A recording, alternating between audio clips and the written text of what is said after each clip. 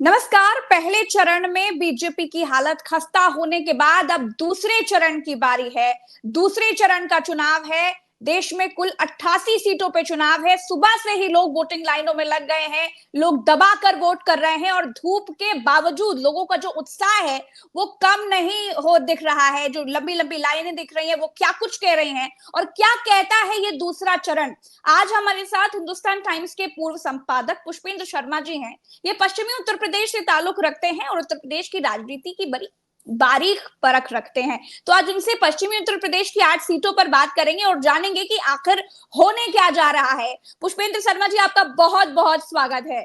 Sir, पहले चरण ने जो अनुमान दिए वो तो ये बताया कि भाई पहला चरण बीजेपी के लिए कबाड़ा साबित हो गया। अब ये दूसरा चरण क्या कहता है? ये लोगों की लंबी लंबी लाइनें क्या कुछ कह रही हैं पुष्पेंद्र शर्मा जी?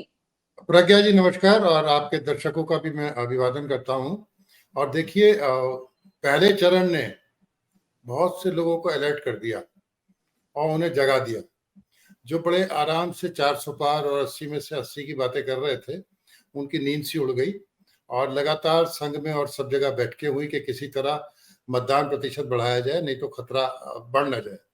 और इसमें उन्होंने बहुत कोशिशें की, निमंत्रण पत्र और लगभग हर घर में पर्ची पहुंचाना, जहां जहां से मेरी जानकारी है।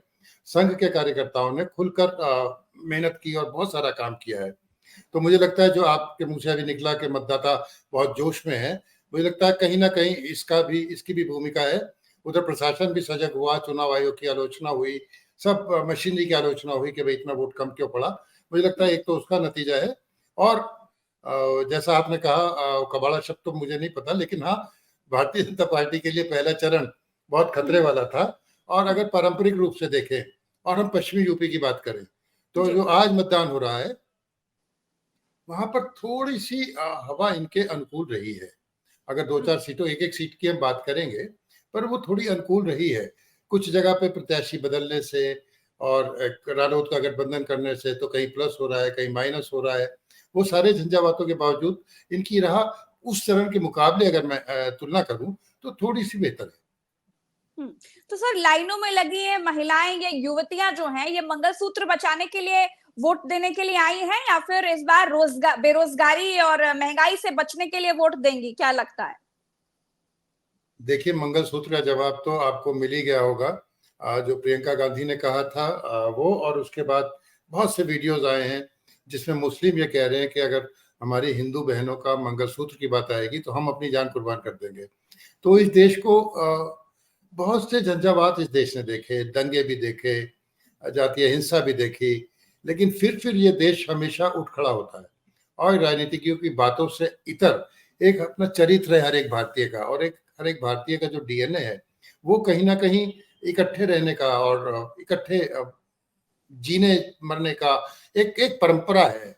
तो वो बहुत छोटी छोटी सी बातों से, और खासतौर पे चुनाव के दिनों में जब ऐसी बातें होती हैं तो घर में बैठे बड़े लोग भी कह देते हैं कि भाई भावनाओं में मत आओ, ये चुनाव के जुमले हैं इस समय पे, तो थोड़ा शांत रहो। लेकिन हाँ, जो मुद्दे हैं इस क्षेत्र के, बहुत सारे ऐसे मुद्दे हैं जिन्होंने कहीं ना कहीं महिलाओं में, मतदाताओं में उत्साह भर रखा है, और उसके बहुत से कारण हैं।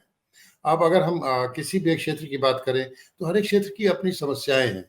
विकास हुआ है, थोड़ी कानून व्यवस्था सुधरी है, लेकिन माली हालत, आर्थिक स्थिति, बेरोजगारी, इससे इससे मेरे को लगता है बहुत त्रस्त है।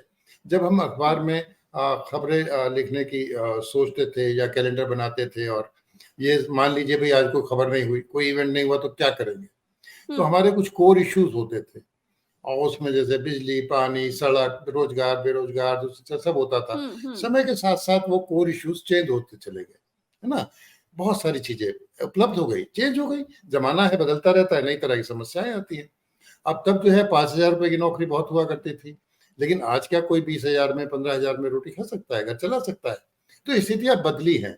स्थितियां बदली हैं तो लोगों की अपेक्षाएं भी बढ़ी हैं, और तो उनको कुल उनको उनको मिलाकर आज हम जो पूरी उत्साह देख दुनिया। पा रहे हैं सर, वो जो महिलाओं में हम देख पा रहे हैं, मतलब मोदी ने जो नफरत फैलाई पहले चरण के बाद, अगर मैं खुले तौर पर कहूं तो, जो चुनाव में गर्मी लाने की जो कोशिश करी है, क्योंकि पहले चरण तो बड़ी शांति से निपट गया, बड़ा ठंडा ठंडा निपट गया, अब ये दूसरे चरण में बड़ी गर्मी है सर। तो अब आप ये बताइए कि इसका कुछ असर देख पा रहे हैं कि नहीं देख पा रहे हैं? देखिए, मैं ये तो नहीं कहूंगा कि तलवारें खिंच गई हैं, पर हाँ, जब कोई एक्शन होता है ना तो उसका रिएक्शन जरूर होता है, और ये स्वाभाविक है, बहुत स्वाभाविक है। तो जब इस तरह की बातें होती है तो गोलबंदी शुरू हो जाती है, और दोनों ही तरफ से उसका रिएक्शन अलग अलग तरीके से आता है। एक तरफ जहां उनको मानने वाले होंगे या उनके अनुयायी होंगे या उनके भक्त कह लीजिए, तो वो जाएंगे दूसरे जोश में, और उनको काउंटर करने के लिए लोग दूसरे उसमें जाएंगे। लेकिन मेरा मानना ये है कि इसके साथ साथ जो जागरूकता है अपने अधिकारों, अपने कर्तव्य के प्रति, प्लस जो डिमांड्स है, जो अपेक्षाएं हैं, जो आशाएं हैं, हर एक व्यक्ति मतदान करने इस आशा से जा रहा है कि दिन बदलेंगे और बहुत कुछ अच्छा होगा उनके साथ। अब उसमें रोजगार भी है, शिक्षा को मतलब ये तो कह दिया भाई शिक्षा है, लेकिन सस्ती शिक्षा, अगर हम प्रोफेशनल एजुकेशन की बात करें तो कितने लोग उसे हासिल कर पाते हैं प्रज्ञा जी? लोगों के मन में ढेरों आकांक्षाएं हैं, आशाएं हैं, और वो एक तो है कि भाई सामूहिक के साथ सड़क बन गई, एक अपना निजी परिवार भी उसे चलाना है, अपनी आकांक्षाएं पूरी करनी है, अपने घर को देखना है। मुझे लगता है इन सारी आशाओं ने, और जब उन्हें लगा कि कहीं बदलाव होता दिख रहा है, तो शायद वो घर से ज्यादा उसमें निकले। जो ये बदलाव की बयार आई ना, थोड़ी सी बात आई, मुझे लगता है पहले चरण में उन लोगों को लगता था अरे भाई जाएंगे भी, वोट डालेंगे तो क्या होगा, वो तो 400 पार जा ही रहे हैं, ये हो रहा है। मुझे लगता है उस परिवर्तन से ये परिवर्तन आज देखने को मिल रहा है, जो सुबह अभी तक हमें सूचनाएं मिल रही है अच्छे मतदान की, वो ऐसा लगता है। तो मतलब उस नफरत का असर उतना नहीं दिखाई दे रहा है, इस बार मुद्दे भारी पड़ रहे हैं, खासतौर पर पश्चिमी उत्तर प्रदेश की 8 सीटों की बात करें तो। नफरत और भड़काना, मैं उसे खारिज नहीं कर रहा प्रज्ञा जी। अच्छा, मैंने कहा आपसे कि I am not denying it, yes. लेकिन ये भी नहीं कह सकता कि तलवारें खींची है, मतलब उस हद तक भी नहीं है। लेकिन हाँ, उसकी वजह से गोलबंदी जरूर हुई है। मैंने शब्द इस्तेमाल किया आपसे कि उसकी वजह से गोलबंदी जरूर हो रही है, और वो गोलबंदी भी एक उत्साह भरती है, और उसमें जो कार्यकर्ता होते हैं वो आपको खींच के लेके भी जाते हैं, नहीं भाई आपको मतदान करना है। लेकिन मैंने कहा कि उसके साथ साथ इस फैक्टर के साथ अपनी निजी आकांक्षाएं, अपने सपने पूरे करना, और एक ये हवा आना, एक ये मैसेज आना कि शायद बदलाव हो सकता है या शायद बदलाव हो रहा है, इसने भी उनको प्रेरित किया मतदान करने के लिए जाने के लिए। कुछ लोग उदासीन हो जाते हैं कि कोई परिवर्तन तो होगा नहीं, क्या करे जाके, तो उनको ये जो आहट मिली, जो ये सुगबुगाहट पहले चरण के बाद, पहले चरण के बाद, मुझे लगता है उस सुगबुगाहट ने इनको घर से बाहर निकाला। ओके सर, अमरोहा, मेरठ, बागपत, गाजियाबाद, गौतम बुद्ध नगर, बुलंदशहर, अलीगढ़ और मथुरा, आपके पश्चिमी उत्तर प्रदेश की इन 8 सीटों में तगड़ी फाइट कहां पर आप देख पा रहे हैं, जहां पर एनडीए और इंडिया की तगड़ी टक्कर दिखने वाली है? देखिए, इसमें से मैं माइनस कर देता हूँ। अच्छा, माइनस कर देता हूँ, जैसे गाजियाबाद, नोएडा और थोड़ा सा मथुरा, बाकी सब पर तगड़ी फाइट है। अच्छा, कोई भी राह आसान नहीं है। इवन बागपत, जिसको बहुत आसान माना जाता था, और जयंत ने और चारू ने भी वहां प्रयास किया, और एक बहुत ही साधारण कार्यकर्ता डॉक्टर राजकुमार सांगवान को मैदान में उतारा, तो लग ये रहा था कि भाई बहुत आसान है। पर समाजवादी पार्टी ने बाद में वहां प्रत्याशी बदला और अमरपाल शर्मा को उतार दिया। अब इसके कई मायने हैं। एक तो वो थोड़े खाटी पॉलिटिशियन है अमरपाल शर्मा, जबकि राजकुमार सांगवान स्वयं में पॉलिटिशियन नहीं है, खुद में पॉलिटिशियन नहीं है। फिर वहां जो ब्राह्मण वोट है वो अमरपाल शर्मा को मिलेंगी। अब रालोद ने क्योंकि भारतीय जनता पार्टी से हाथ मिला लिया है, तो जो मुस्लिम वोट रालोद को मिलती रही, वो मुस्लिम वोट अगर एकजुट होकर उधर जाती हैं तो चुनौती बढ़ती है। सतपाल सिंह जी का आपने टिकट काटा है, तो उसका अंदर से कहीं ना कहीं कुछ थोड़ी सुगबुगाहट रहती है कि भाई वो कितने जोश से उनके समर्थक काम करेंगे। तो मैं ये तो नहीं कह रहा कि बीजेपी यहाँ हार जाएगी, पर जो आपने बात की कि टफ फाइट कहाँ है, तो मैं ये कहूंगा यहाँ पर आसान नहीं है। और रालोद को और भारतीय जनता पार्टी ने अगर अति आत्मविश्वास दिखाया आज भी पूरे दिन और उनके मतदाता कम निकले, तो फिर दिक्कत हो जाएगी। तो सर, बीजेपी आरएलडी साथ तो आई है, लेकिन आरएलडी के जो प्रदेश उपाध्यक्ष हैं वो कह रहे हैं कि आरएलडी के नेताओं को बीजेपी के लोग घास ही नहीं डालते हैं, साथ तो आ गए लेकिन न तेल का खर्चा दे रहे, न तो गाड़ी का खर्चा दे रहे हैं। और मेरठ में भी यही हाल है, मथुरा में भी यही हाल है। तो कहते हैं कि हमारे भीतर फुरफुरी तो उठती है, लेकिन क्या करें जी। जयंत चौधरी ने कहा है प्रचार करने के लिए, तो हम भी लगे हुए हैं। हम प्रचार करेंगे, हम मेहनत करेंगे, जेब से पैसा फूकेंगे, और जो है हेमा मालिनी जी संसद में बैठेंगे, दिल्ली में बैठेंगी, हर जगह यही हाल है। देखिए, आपने जो बात पकड़ी है ना, ये बहुत बिल्कुल इनर सर्किल की बातें हैं जो आपने कह दी है दर्शकों के सामने। वो ये रहा है कि एक तरफ तो धरना से भारतीय जनता पार्टी, और कहाँ दरिद्र नारायण रालोद, जिस पर पैसे नहीं है और मतलब बहुत ही पैसों की कमी, अभाव, और कार्यकर्ता इतने दूर से, सत्ता से दूर है पार्टी, किसी पर वो नहीं है। तो ये परेशानियां आई, लेकिन मुझे लगता है पैसे से भी ज्यादा जो परेशानी आई प्रज्ञा जी, वो आई आपस में कोऑर्डिनेशन की। अच्छा। हाँ, मतलब हाथ तो मिले, पर दिल कितना मजबूती से मिले हैं और इसकी कोई बहुत बहुत गारंटी नहीं है। वोट तो दे उत्साह देंगे। दिखाई नहीं दे रहा हाँ, सर, उत्साह नहीं दिखाई दिया उस तरह का। आपस में कोऑर्डिनेशन नहीं दिखाई देता। हम्म। अब जैसे हुआ ये कि जितने बड़े नेता आए तो वहां पे रालोद नेताओं को मंच पर जगह नहीं मिली बड़ी बड़ी रैलियों में, तो एक मन में चोट लगी। फिर कोऑर्डिनेशन की बातें हुई तो हाल ही में मेरठ में ऐसे प्रयास किए गए, और जो पुराने रालोद के खाटी कार्यकर्ता थे, जिनके भाजपा से पुराने संपर्क थे, उन्होंने समन्वय बैठक अपने यहाँ कराई। मुकेश जैन है, प्रतीक जैन वगैरह है, सब लोगों ने कोशिश करी कि भाई समन्वय हो जाए। लेकिन आप ये बताइए कि आज मतदान हो रहा है, और 2 दिन पहले अगर ये समन्वय बैठक सिर्फ 2 दिन पहले हो रही है, तो कितनी एनर्जी और कितना सिंक्रोनाइजेशन हो पाएगा, आप इसका अंदाजा लगा सकते हैं खुद ही। और यही चीज सब जगह हो रही है, ऐसा नहीं है कि एक जगह हो रही है। जयंत ईमानदारी से प्रयास कर रहे होंगे, पर कार्यकर्ता और सारी टीमें साथ मिलकर करें, इसमें तो संदेह है ना, और ये संदेह तो साफ जाहिर हो रहा है। तो इसीलिए मैं कह रहा हूँ कि वो जो मैंने सतपाल सिंह जी का नाम लेके इशारा करके आपसे कहा और रालोद समन्वय की बात की, सबसे बड़ी प्रॉब्लम आपस के कोऑर्डिनेशन की है। मतलब ऐसा कितना हुआ है नुकसान कि कर रहा है सर, ये कितना नुकसान कर रहा है, सीधा सीधा सवाल। आप एक बात देखिए, आप एक दौड़ लगा रही हैं और उत्साह से आप दौड़ नहीं रहे, उत्साह तो छूट गया, तो फिर कैसे होगा? और अगर वो रिले रेस है और एक को दूसरे को पकड़ानी है ले जाके, तो वो कैसे होगा? वहां भाजपा वाले ने अगर हाथ ढीले से नीचे कर दिया तो आप रेस में हार जाएंगे क्या?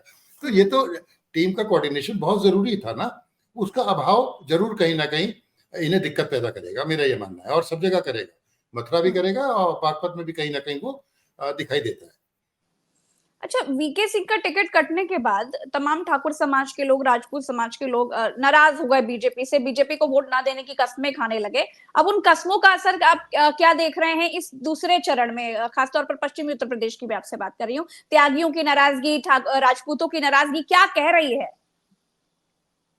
देखिए प्रज्ञा जी, ठाकुरों को आपको मालूम ही है, पहले चरण में हम चर्चा कर चुके हैं। लेकिन एक बात में थोड़ा सा डिफरेंस है, जो सरधना वाले 24 वाले गांव थे, उनमें से ज्यादातर ने वोट डाला ही नहीं। पहले पंचायत में ये तय हो रहा था कि भाई वो हरिंद मलिक को डाल दें, उधर इकरा को डाल हाँ। दें, वहाँ इमरान को डाल दें। पर कुछ गांवों में जहां से ठाकुर निकले ही नहीं, तो ये डबल नुकसान नहीं है। अगर वो ठाकुर बिरादरी विपक्ष को जाके वोट डाल देती, जो कि बीजेपी की कोर वोटर थी, तो डबल नुकसान होता ना, कि आपका माइनस हो रहा है, वहां जा रहा है। और लगभग ऐसी ही खबरें गाजियाबाद, नोएडा से भी मिल रही हैं। हालांकि अभी और दिन ढलने दीजिए, चलने दीजिए कैसा चल रहा है ना। पर अभी तक की जो सूचनाएं हैं वो मिक्स सूचनाएं हैं। कोई इक्का दुक्का लोग जा रहे हैं, वहां पे मतदान का रेशो क्या आएगा अभी पता चल जाएगा हमें। जो ठाकुर बहुल गांव है वहां पता चल जाएगा, त्यागियों का भी तभी पता चलेगा।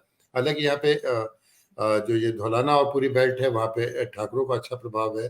थोड़े त्यागी नोएडा में है, थोड़े थोड़े त्यागी हर एक जगह पर है, लेकिन उतने प्रभावी नहीं है। हाँ, ठाकुर गाजियाबाद सीट को प्रभावित करते हैं, है ना। और ठाकुर उधर नोएडा की खुर्जा सीट के आसपास भी पूरी बेल्ट है उनकी, तो उनकी उदासीनता अगर रहती है तो फिर बीजेपी के लिए मुश्किलें बढ़ती चली जाएंगी। लेकिन आमतौर पे जो परंपरा और जो इतने दिन से ऑब्जर्व कर रहे हैं, उस हिसाब से मैंने जो अपना एक आकलन बयान किया, आपको बताया, दर्शकों से साझा किया, वो ये कि ये कंपेरेटिवली इजी है। कंपेरेटिवली इनके लिए इजी है। हालांकि गाजियाबाद में भी डॉली शर्मा बड़ी मजबूती से चुनाव लड़ रही हैं और तिकोनिया चुनाव भी हो गया है वहां पे।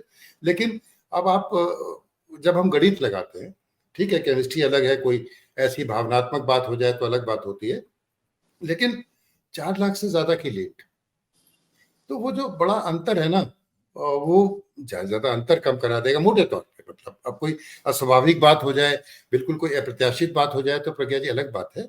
अदरवाइज उनकी राह आसान है कंपेरेटिवली, मतलब और सीटों के मुकाबले। अगर हम गाजियाबाद की बात करें, नोएडा की बात करें, ये मेरा कहना है। मेरठ में अच्छा जरूर, सर, हाँ हाँ, मेरठ में जरूर स्थिति फंसी हुई है। स्थिति फंसी हुई है। हाँ, स्थिति फंसी हुई है भारतीय जनता किस पार्टी की। तरीके से जैसे फंसी? हाँ, देखिए, पिछली बार तो टीवी वाले राम कुछ काम नहीं आ रहे हैं क्या? मुझे नहीं लगता। चुनावी जीत का अंतर कितना था, एक बात। दूसरे, पहली चर्चा भी शायद हमारी आपके चैनल पर ही हो रही थी। तो राम हो सकता है एक बड़े सज्जन व्यक्ति हों, मृदुभाषी हों, अदरवाइज सरल वहां पर हों, लेकिन वो पॉलिटिशियन तो थे नहीं, और उनके डीएनए में जो है राजनीति थी नहीं। तो जिस तरह का बिहेवियर यहाँ पर हुआ, वो लोगों को अपने साथ जोड़ नहीं पाए, और बहुत उनके साथ ना घुल मिल नहीं पाए। फिर तो जुड़ने की पूरी कोशिश तो करी, उन्होंने कहा कि मेरी वाइफ ठाकुर है और मैं उनकी ठकुराई देखता हूँ। हाँ, वो सिसौली में उन्होंने जरूर कहा था, लेकिन मुझे लगता है इसके लिए उन्हें, जैसे पीछे प्रॉम्प्टर होता ना, जब पहले टीवी पे प्रॉम्प्टर होते थे एंकर के पीछे, वहाँ आप तो एक्सपर्ट है, आपको तो प्रॉम्प्टर की जरूरत नहीं है, पर ज्यादातर पे प्रॉम्प्टर रहते थे। तो कहीं ना कहीं उन्हें प्रॉम्प्ट किया गया था सिसौली की रैली पे कि कम से कम एक लाइन तो बोलो। तो वो बेचारे कहीं बोल नहीं पाए, अरुण गोविल अपने को कहीं एक्सप्रेस ही नहीं कर पाए, कम्युनिकेट नहीं कर पाए, बल्कि ज्यादातर जो बातें सुनने को मिली वो बड़ी नेगेटिव सी थी, कि जैसे उन्हें हाथ मिलाने में संकोच था लोगों से। गए जरूर, वो यात्रा भी निकाली, और लक्ष्मण और सीता भी आए, रोड शो भी किया, वकीलों के पास भी गए, बड़े बड़े लोगों के घरों में नाश्ते पे भी गए। तो कहीं पे नाश्ता अगर दोबारा पूछ लिया तो उन्होंने कहा यार कह तो दिया, तुम्हें मना तो कर दिया, मतलब वो रूखापन जी था। जी, बिल्कुल। तो वो रूखेपन ने वो किया। उसके अलावा एक और बात है कि बहुत कोशिश की है समझाने की कि भाई मैं बाहरी नहीं हूँ, मैं यहीं पर मेरी पढ़ाई हुई है और मैं यहीं का रहने वाला हूँ, लेकिन बावजूद इसके वो दिलों में उतनी जगह नहीं बना पाए जो जो जो बन सकती थी इतने दिन में। प्रचार के नाम पे साधन भी थे, और बड़े बड़े जो धन्ना सेठ थे शहर के, उन लोगों ने भाई आर्थिक सहायता भी दी, बहुत दी है, लेकिन वो दिलों में अपनी वो जगह नहीं बना पाए। लेकिन इसके बाद भी अब हमें उससे जातीय गणित पे तो जाना पड़ेगा ना। अब पिछली बार अगर जीत का अंतर इतना मार्जिनल था, और उस समय पे चलिए हम मान लेते हैं भाई उस समय पे उस गठबंधन में बसपा भी शामिल थी, शायद इसलिए जो है वो कठिन हो गया था भारतीय जनता पार्टी के लिए चुनाव। तो अब दूसरी बात है, अब बसपा ने क्या किया, यहाँ से उतारा देवव्रत त्यागी को। अब जो त्यागी बिरादरी, चाहे वो थोड़ी नाराज थी या नहीं थी, पर कोर वोटर तो बीजेपी की थी, कोर वोटर तो बीजेपी की थी, तो वो माइनस हो गया आपके पास से। और जो योगेश वर्मा की पत्नी सुनीता वर्मा जो चुनाव लड़ रही हैं, पहले मेयर रह चुकी है, इन तीनों में अगर आप तुलना करेंगे ना, तो जो सुनीता वर्मा के पति हैं योगेश वर्मा, वो खाटी पॉलिटिशियन है। उसकी बारीकियां जानना, सारे दांव समझना, सब जानता है। और एक आपको याद होगा 2019 में एक आरक्षण का एक फैल गया था कि आरक्षण समाप्त होता है, हो रहा है, तो जाटा और दलित युवक सड़क पे निकल आए थे। बिल्कुल, तो हाँ। उस आंदोलन की अगुवाई योगेश वर्मा ने की थी, यानी सुनीता वर्मा के हस्बैंड ने। तो इनका एक अपना अपना उस समाज में जो मायावती का कोर वोटर है, उस समुदाय में इनकी अपनी अच्छी पकड़ है, यानी कि वो वहां पर भारी मात्रा में सेंध लगाने जा रहे हैं। अच्छा, ठीक, तो इनका कॉम्बिनेशन क्या हुआ, मुस्लिम एन ब्लॉक मिल रहा है, दलित आपको मिल रहे हैं, ठीक है। प्लस जो नुकसान होता अगर थोड़ा बहुत, तो वो कांग्रेस अलग लड़ी थी, 2019 में कांग्रेस अलग लड़ी थी, उसके चाहे 40,000 वोट है, 50,000 वोट है, वो किसकी झोली में जाएंगे, योगेश वर्मा सुनीता वर्मा की। तो आप कॉम्बिनेशन देखिए ना, गणित लगाएंगी ना कहीं बैठ के। तो इस गणित की वजह से यहाँ गणित उलझा हुआ है, और भारतीय जनता पार्टी के जितने भी कर्ता धर्ता हैं, बड़े नेता हैं, चिंता में थे। और 5 दिन पहले चरण का चुनाव होने के बाद हालत ये थी कि चेहरे पे पसीना था, पसीने से बार बार मतलब रुमाल से पोंछा जा रहा था पसीना। उसके बाद दम लगाया गया, बैठकें हुई संघ के लोगों के साथ, और कोशिश ये कही गई कि 2 कॉन्स्टिट्यूंसी ऐसी हैं जहां से लीड मिलती है, बाकी जगह से हार जाते हैं। वो कॉन्स्टिट्यूंसी है कैंट और दक्षिण। तो ये कोशिश की जा रही है कि वहां पे मतदाताओं को आज ज्यादा से ज्यादा वहां पे मतदान उनसे कराया जाए, ताकि वो लीड मिल सके। तो इस स्थिति में है कि कुछ कहा नहीं जा सकता कि पलड़ा, लेकिन इतनी टफ फाइट है कि मेरे ख्याल से कोई भी अगर भविष्यवाणी करता है तो वो गलत होगी। बस मैं यही कह सकता हूँ। आपने पूछा था कि फाइट कैसी है, तो मैंने बोला ये बहुत फाइट वाली जगह। अच्छा, और मथुरा सर? देखिए, मथुरा अकेली ऐसी सीट है जहां मुझे लगता नहीं कि नोएडा की तरह कोई परेशानी है। वहां पे हेमा मालिनी जी ने सांस्कृतिक कार्यक्रम कराए। कृष्ण की भक्त है, आती जाती रहती थी, पहले भी जब चुनाव नहीं लड़ा था तब भी। हाँ। और लेकिन जो ऐसा सेलिब्रिटी होता है वो जनता से दूर ही रह पाता है, बहुत वो मिक्स नहीं हो पाते। इवन इनके जो प्रतिनिधि रहे, शायद जनार्दन नाम था उनका, तो वो भी भाई कोई मिलने गया तो वही गिड़गिड़ाते थे, भैया मैडम नहीं मिल पा रही है, क्या करें क्या ना करें। मतलब मिलाने में बेचारे सकचा जाते थे। तो थोड़ी उनके प्रति नाराजगी थी। और आपने देखा होगा कि चुनाव में पहली बार वो खेतों में जाके फसल काटती हुई दिखाई दी, सब जगह दिखाई दी। चेहरा जाना पहचाना है, लोग जानते हैं। लेकिन प्लस पॉइंट इस बार ये हो गया कि मेरे ख्याल से आप किसी और से भी एनालिस्ट से पूछिएगा, हम जाटलैंड तो हम मेरठ को इसको कहते हैं, सबको कहते हैं इस बेल्ट को। लेकिन अगर जाट किसी लोकसभा सीट को पूरी तरह प्रभावित करते हैं या उसका रिजल्ट बदलने की क्षमता रखते हैं, तो वो अकेली सीट मथुरा है जिसमें अकेले अच्छा। जाट कर सकते हैं। हाँ। और ये रालोद के साथ आने से उनकी राह बहुत आसान हो गई है। मुझे लगता नहीं कि वहां उन्हें कोई कठिनाई आएगी। और नोएडा में पहले तो लग रहा था कि भाई इनका टिकट ही कट जाएगा डॉक्टर साहब का। जब श्रीकांत त्यागी का प्रकरण हुआ था, आपको याद होगा, तो इनकी छवि बड़ी हुई थी। लेकिन बाद में दिल्ली दरबार से इनको आशीर्वाद मिल गया और इनको हरी झंडी मिल गई थी और तब से दोबारा प्रचार में लग गए। बहुत ज्यादा कंट्रोवर्सी में नहीं रहे, पर बहुत ज्यादा कोई उपलब्धियां भी नहीं है। पर क्योंकि पूरा शहरी इलाका और सारा ऐसा समर्थन वाला इलाका है, इसलिए मैंने कहा था कि यहाँ पर मुझे संघर्ष की गुंजाइश कम दिखाई दे रही है। फिर भी अच्छा। ये तो चुनाव है, देखिए कोई भविष्यवाणी नहीं कर सकते कि साहब वो जीत ही गए। लेकिन जो आपका सवाल था कि कहाँ संघर्ष ज्यादा है कहाँ कम है, तो मैं उस सवाल के जवाब के उसमें कह रहा हूँ कि यहाँ पे तुलनात्मक रूप से संघर्ष कम है। कम है। अच्छा सर, हम सुबह से ही देख रहे हैं कि इतनी धूप है, इतनी गर्मी है, लेकिन लोग जो है लाइनों में लगे हुए हैं। मुस्लिम मतदाताओं का रुझान क्या कहता है, आपका अनुमान क्या कह रहा है कि वो किस तरफ जा रहा है? क्या एक पार्टी की तरफ जा रहा है या फिर जो जीत रहा है उसकी तरफ जाएगा? देखिए, इसके लिए थोड़ा सा पीछे चलते हैं। 2022 के विधानसभा चुनाव में मुस्लिमों ने जितना एकमुश्त होकर वोट डाला अखिलेश जी के लिए कभी नहीं डाला। एकमुश्त होते थे पर अलग अलग, कहीं पे बसपा को दे देते थे, कहीं दे देते थे। मतलब विधानसभा चुनाव में उन्होंने कसम खा के इन्हें दिया। पर उसके बाद कुछ ऐसी घटनाएं होती गई, चाहे वो आजम खां की परेशानी रही हो, शर्जील इस्लाम वाला रहा हो, बरेली के विधायक का रहा हो, कानपुर के विधायक का रहा हो, तो इनके मन में एक क्षोभ आ गया था कि साहब अखिलेश जी मुलायम नहीं है। इन्होंने ये कहना शुरू कर दिया था कि ये अखिलेश है, मुलायम नहीं है। इसका अर्थ क्या था? इसका अर्थ ये था कि जैसे मुलायम सिंह मुस्लिमों के दुख दर्द में खुलकर सामने आ जाते थे, खड़े होते थे, शायद अखिलेश उतना इनकी अपेक्षाओं को पूरा नहीं कर पा रहे थे। और तब आजम खां के मीडिया प्रभारी ने एक बयान दिया था, जिसके बाद से बहुत बयानबाजी शुरू हो गई थी। हालांकि उसके बाद अखिलेश उनसे मिलने भी गए और यहाँ तक कि आजम जब इतनी परेशानी के बाद भी उनकी इस बात को मान लिया कि मुरादाबाद में एसटी हसन का टिकट काट दिया उनके कहने से, तो उन्होंने चीजों को पैसिफाई करने की कोशिश तो की है। लेकिन संयोग ये हो गया इस बार कि साथ में कांग्रेस भी आ गई। तो अगर हम पैन इंडिया लेवल पे देखें, जो पैन इंडिया लेवल पे मुस्लिम मानस है, वो भाई आप बंगाल को छोड़ दें, वहां शायद तृणमूल उनकी पसंद होती है, और बाकी जगह आप देखेंगे तो कांग्रेस उनकी पसंद में आती है। तो यहाँ पे क्या हुआ, यूपी में बसपा पे उनका भरोसा थोड़ा सा कम हुआ, क्योंकि बार बार कई सालों से बी टीम का प्रचार होता रहा। मायावती जी ने भी चुनाव के दिनों के इतर अगर हम देखें तो भारतीय जनता पार्टी पे कोई ऐसा प्रहार नहीं किया, कोई ऐसे आरोप नहीं लगाए। तो उनके मन में कहीं ना कहीं ये आ गया कि मायावती जी अगर जीत भी गई कभी, तो ऐसा ना हो कि दोबारा से भारतीय जनता पार्टी के साथ चली जाए। तो ये कुछ दुष्प्रचार भी हो सकता है, कुछ उनके मन में ये बातें बैठ गई। इसका नतीजा ये हुआ कि वो बसपा उनकी आखिरी चॉइस हो गई, नॉट फर्स्ट चॉइस। तो सपा और कांग्रेस उनके लिए पहली चॉइस हो गई। अब मजबूरी में कहीं अगर वो ये देखेंगे कि भाई बसपा उम्मीदवार बहुत ही अच्छा चुनाव लड़ रहा है और यही भारतीय जनता पार्टी को टक्कर दे सकता है, वहां पर कहीं वो शिफ्ट हो जाए तो अलग बात है।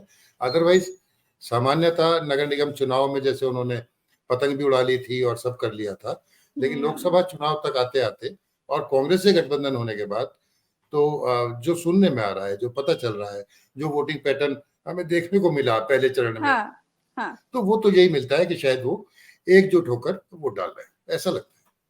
कांग्रेस की इंडिया की तरफ जा इंडिया। रहा है और पूरी देखिए तरीके से। चुनाव से पहले ईद के दिन और कोई संदेश तो दिया नहीं गया था। बड़े बड़े मौलानाओं ने यही कहा था कि भाई एकजुट होकर वोट डालना। बार बार ये हाँ, कहा था कि बटने मत देना, अपने अस्तित्व को बचाना है। तो ये बहुत बड़ा स्पष्ट कहा गया था। बिल्कुल तो बिल्कुल। मुझे लगता है कि वो एक जगह वोट डाल रहे हैं। हालांकि इसका जो लिटमस टेस्ट हुआ वो सहारनपुर भी है, हमें पता चलेगा वहां क्या हुआ। रामपुर हम्म तो छोड़ दीजिए, मुरादाबाद में क्या हुआ तो हमें हम्म। इसका वो पता चलेगा। लेकिन माना यही जा रहा है कि वो एक जगह जा रहा है। अच्छा, मायावती जी का कितना असर हो रहा है और कितनी सीटों पर हमें वो असर दिखाई देने वाला है आज क्योंकि आज तो वोटिंग हो रही है, भयंकर भीड़ हम देख पा रहे हैं। ये जो बी टीम वाला प्रचार था ये तो सर पहले तक था, लेकिन अब जिस तरीके से मायावती एक्टिव हैं और उनके कैंडिडेट्स भी कई कई पर लग रहा है कि मामला फंसा सकते हैं। देखिए, अगर ऐसे देखें तो पहले चरण का ही अगर हम बात करें तो माजिद अली सहारनपुर, हाँ। और मुजफ्फरनगर में बसपा ने अगर खेल बिगाड़ा होगा थोड़ा तो भारतीय जनता पार्टी का। और इसी तरह से बिजनौर सीट पर जो बसपा की जो रिपोर्ट्स मिली हैं कि भाई चुनाव तो बहुत अच्छा लड़ा है उनके हाँ कैंडिडेट हाँ। ने, है ना, चुनाव तो बहुत अच्छा लड़ा है, ये कहा जा रहा है। और इस चरण की बात करते हैं तो मैं उन्हें वोट कटवा तो नहीं कहूंगा कि वोट कटवा हाँ। है, लेकिन कहीं जीत की दौड़ में तो दिखाई नहीं देती। हालांकि उन्होंने बहुत प्रयास किए और आकाश आनंद ने प्रभावी अपनी एंट्री भी करी, लेकिन शायद समय ऐसा है कि सारी चीजों को मिला के मुझे इन सीटों पर या यहाँ कहीं कोई ऐसा चमत्कार होता तो नहीं दिख रहा अभी तक तो कि टोटल बसपा इंडिया और फाइनल जाए। एनडीए और इंडिया की आप फाइट देख रहे हैं, जिसमें से आपने दो सीटें बताई। आपने 2 माइनस किया कि 3 माइनस किया? हमने आपसे कहा था गाजियाबाद, नोएडा और मथुरा, 3। इनमें तो फाइट नहीं होती, बाकी जगह फाइट हो रही है। हालांकि अलग अलग जगह पे है। अब जैसे फतेहपुर सीकरी में शायद कोई तिकोनिया कोई दूसरा आदमी आगे आ जाए, जैसे कि जो कांग्रेस प्रत्याशी है उसके लिए कहा जा रहा है। और आगरा एसपी सिंह बघेल का पुराना है, खाटी पॉलिटिशियन है, निकाल ले जाएंगे। लेकिन अलीगढ़ में जो सूचना मिल रही है, सतीश गौतम जो है जिन्हें हाँ। रिपीट किया गया भारतीय जनता पार्टी ने, उनके लिए कुछ एंटी इनकमेंसी है। अब इसका लाभ वहां बसपा उठा पाएगी या सपा गठबंधन उठा पाएगा, ये आज के मतदान का रुख जब हो जाएगा तो मुझे लगता है उससे कुछ संकेत मिलेगा, पर अभी तक स्पष्ट नहीं है।